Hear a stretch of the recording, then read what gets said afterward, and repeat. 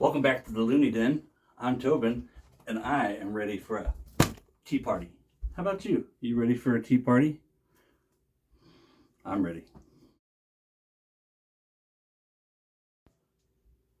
Let's get into this. All play aside. Tea Party 508 from Phoenix Artisan Accoutrements. Sent to me for review from Francis, Huxley, and Douglas at Phoenix Shaving. On the label are 13 tea bags representing the 13 original colonies. This was originally released in 2015 at the second annual New England, the safety labels coming off in chunks, at the New England Wet Shavers Meetup. And I believe at that time it was just called 508. It may have been called Tea Party 508. If you know, put in the comments below. But 508 is one of Boston's area codes. So that's where the 508 comes from. The top notes: white green tea, white tea, lemon, bergamot, and salt water. In the middle, not at all what I was expecting. Two of my favorite tea fragrances, Cheshire from Barrister and Mann, and the Noir et Vanille, which is what?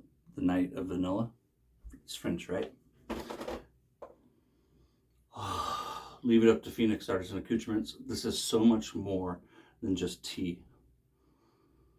Off the top, it's almost like a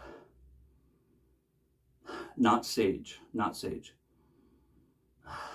that maybe the salt water playing with the green and white tea?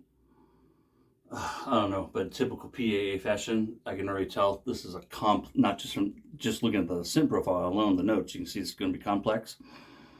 But the way it's blended, oh my gosh, there's a lot going on here. In the middle is spicy, sweet, floral, and Earl Grey.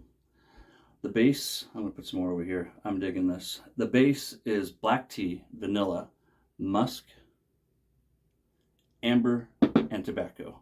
And on the soap tub, not on the splash because it's cut off, but on the soap tub, you can see that our Patriot is holding what looks to be like a tobacco pipe. Anything else hidden in here that I can see right away? That's one of the things I love about PAA logos, is that there's often a hidden meaning or hidden images. And I will spend some time tonight looking at these, and sometimes you have to look at them from different angles. Oh God, you guys, this is really good. While I dissect some of these notes, let me say that what is a party without some party favors? So if you follow my content, you're familiar with the We Shave sticker giveaway. We Shave is a live show on Instagram. And if not, in the description, I'll put a link to my video talking about it.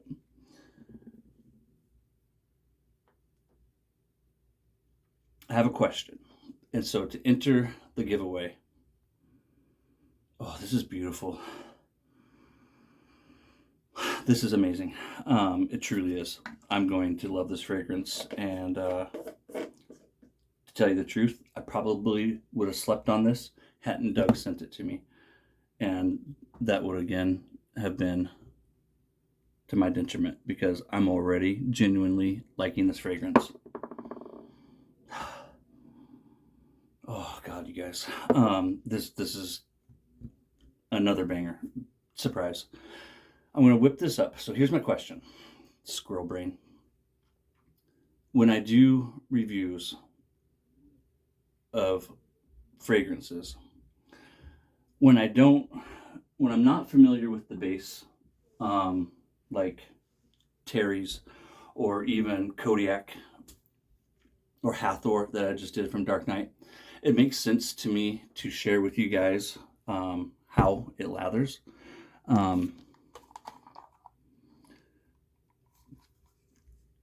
When I get reviews from Phoenix Artisan Accoutrements, Do you guys want to see me lather it? Well, one thing that comes out of it is that it does smell different from the soap, already just off the tub. Of course, us wet shaving hobbyists, we know this. So for me, when it's a soap that I'm not familiar with, I like to lather it to see it lather, and to show you guys how it lathers, because if it's new to me, chances are, not always, just like with Kodiak, there goes my scoop, it's going to be new to you as well. But the thing is that, no matter how familiar I am with a product or how popular a product is with all of us, there's going to be people who haven't seen it lathered, that it's new to them. My original Crown King scuttle from Phoenix Artisan Accoutrements no longer available, and one of the original brushes, the Atomic Rocket. So like I have Space of July coming for review. That'll probably be here tomorrow. Should I in the future whip up CK6 bases, or should I only whip up bases that I haven't used before or that I'm not overly familiar with? So in the comments below, to enter the giveaway, just tell me your thoughts. Well, I don't care how you answer it. Tell me your thoughts. And if you tell me your thoughts about that question, should I lather CK6?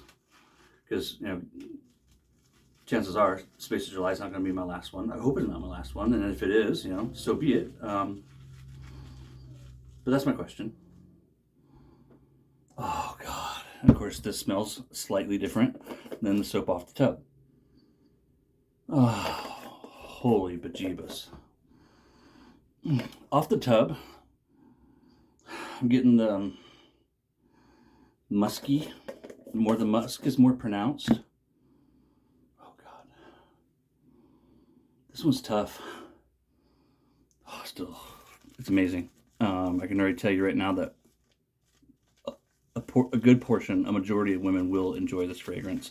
While I smell tea, this is not a tea fragrance. Does that make sense? This is a tea fragrance. If you know what Earl Grey smells like, that's what this smells like. This smells almost exactly like this. This is a brand called Stash out of Portland, Oregon. One of my favorite, no, it is my favorite commercially produced tea brand. This is Williams Earl Grey, and it's amazing. And if I remember right, it was and could still be Williams' favorite fragrance. But this is plain and simple a tea fragrance. The notes are tea, bergamot, and patchouli, and it smells like Earl Grey. This guy here, bergamot, loose black tea, jasmine, strawberry, and vanilla. This is a tea fragrance. And while 508 has 5 different teas in it, this is so much more than just another tea fragrance. It really, really is. And I can't thank Doug enough for sending it to me. Genuinely, Doug, thank you. I think I honestly would have passed up on this fragrance. If you keep it around long enough, I'll end up buying it like I do most of them. But if this one was around for, say, a year or less, I probably would have slept on it. And I'm already glad that this was sent to me, because once again, it proves to me that Doug and Fran can take anything and still exceed my expectations. And I am so intrigued to get my hands on Space of July. A couple of weeks ago, a couple months ago now, I reached out to Frances and asked her about Fireworks. Fireworks is a fragrance that they've released for years at the 4th of July. And I've never done a review of it. And so I was asking her if they were going to do it this year, and she said that they were trying, that they hope to, blah, blah, blah. Conversation with Doug a week or two later, I was talking with him, and he said that he didn't think that they would be, and that when he got back home, because at that time he was still in Europe on vacation, that he would share with me the thoughts and plans with it. CK6 is so damn good. It's been a few days since I've used it. Let's get this in my hand.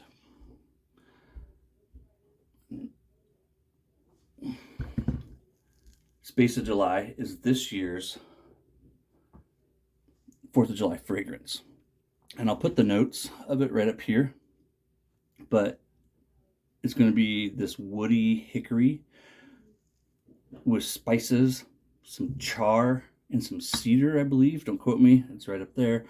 But I am super intrigued to try this fragrance because time and time again, no matter what it is, and the list is so long, if you're familiar with PAA at all, you know that they can take things that you would think would not be wearable. Cosmic Christmas cookies is one of my favorite examples. Rabid banana. I still don't care for rabid banana, but there's a lot of guys who love that, which, by the way, it's out in an EDP this year for the first time ever. Immortal peach. I don't have any other peach fragrances, but Immortal peach is one of my favorite summer seasonals. And CK6, still, even though it's been out how many years now? 5, 6? It's been out quite some time. This vegan base still stands up with the best of the best. Look at that. That's just gorgeous. Look at that freaking base. I want to again thank Doug and France. I want to thank you all for tuning in. I want to wish you a happy Independence Day for my fellow Americans. No matter where you live, if you're watching this, you more than likely have the privilege of indulging in some kind of individual liberty, which is why you're able to watch this and exercise some First Amendment rights.